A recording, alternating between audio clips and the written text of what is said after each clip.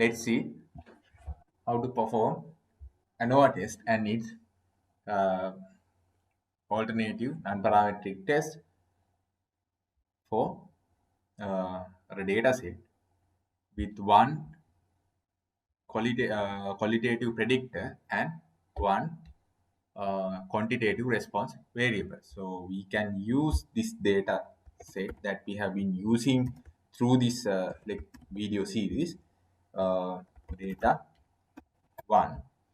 So here again I'm saying that we have 5 variables with 4 quantitative variables and 1 qualitative variable with 50 observations.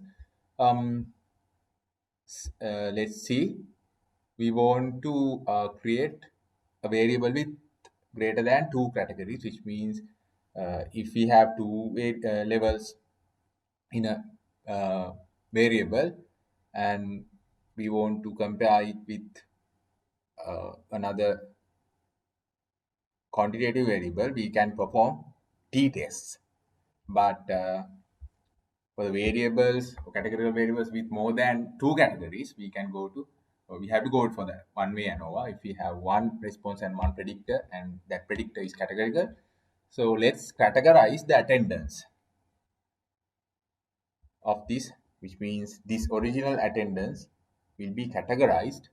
So to do so, I need an empty vector, and this for loop is going through each and every point in the original attendance variable, and if that variable value is less than or equal to 4, we store it as 1, and if it is between 4 and 8, it is 2, otherwise it is 3.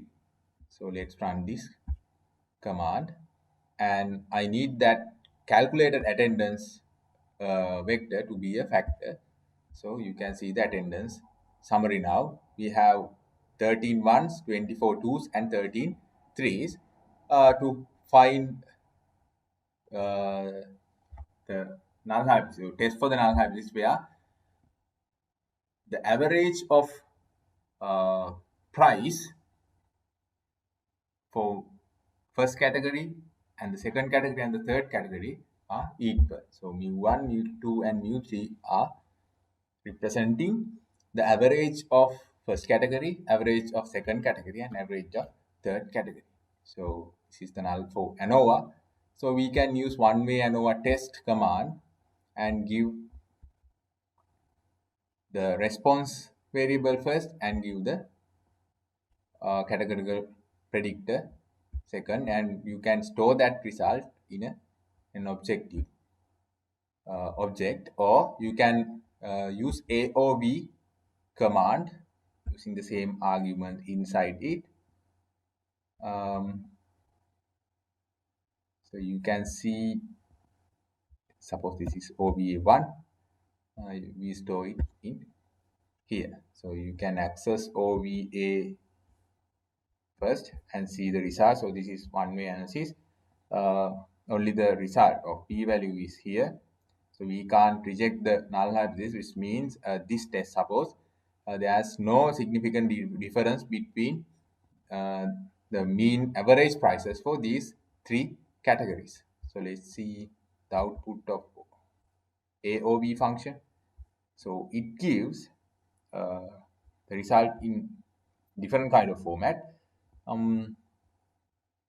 Here you can see we can't see a p-value, but here we can see a p-value.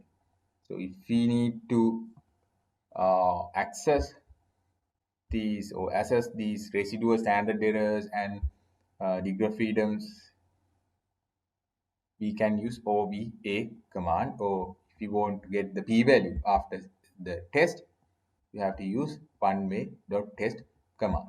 So you can access these numbers the way we use or we practiced in previous tests, which means type the object name and the dollar mark. So then you can see the available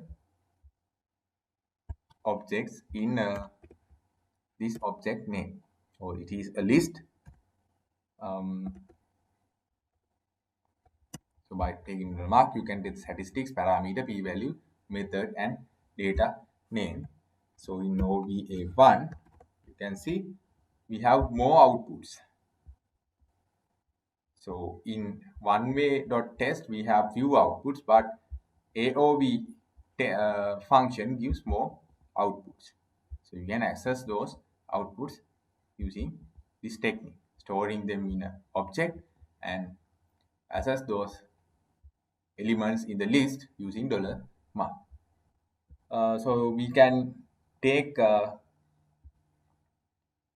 standard errors of treatments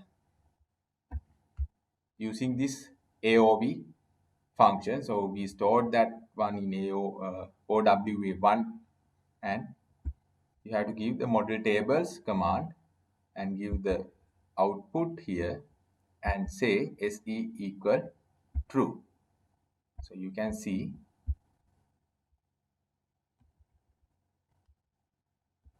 these are the standard errors for each category in the response variable, or not the predictor variable, not the response variable. So you can take the means of each category, which means mean price of each category using model tables, the output, and you have mentioned means here, and standard error is true. So here you can see these are the means of price in each category. The grand mean is this, which means the mean of all the price without considering the category. If the null hypothesis is rejected in here, but in this example at 5% level of significance, we can't reject this null hypothesis, but at 10% level of significance, we can reject this null hypothesis. So I test the pairwise comparison at 10% level of significance, which means confidence level is now 90%. So we can use Tukey HSD post hoc test to see which pair or which category is different from others. So you can use Tukey HSD and give the output of AOV. So AOV function output is used for these model tables command and Tukey HSD command, and give the confidence level. And you can see here, this is the difference between the second category and the first category. This is the difference between third and the first, and this is the difference between third and the second, which means all possible pairs are considered. So these are the difference. These are the confidence intervals, lower limit and upper limits, and these are the p-values. So you can see these p-values are less than 0.1, which means 3 is significantly different from 1 and 3 is significantly different from 2, which means 3 is the significantly different category. So we can treat the people in first category and the second category as homogeneous, but the people in the third category are different from first and second category. So that is the meaning of this Tukey HSD test, which means if the null hypothesis is mu1 equal mu2 equal mu3, rejecting the null hypothesis means at least one pair is not equal, which means it can be mu1 not equal to mu2, mu1 not equal to mu3, or mu2 not equal to mu3. So here it says that its mu3 is different from mu1 and mu2. So you can visualize it using plot and give this Tukey HSD command inside plot. So then we can see the graph of the confidence interval. So here should be 1. So you can see our output OWA contains the results of one-way test. So that result cannot be taken to draw this HSD test results. So if you want to run the HSD test, you have to use AOV command for one-way ANOVA. And now you can see 0 is here between the difference of the confidence interval for the difference of 2 and 1. 0 is here, which means the difference can be 0.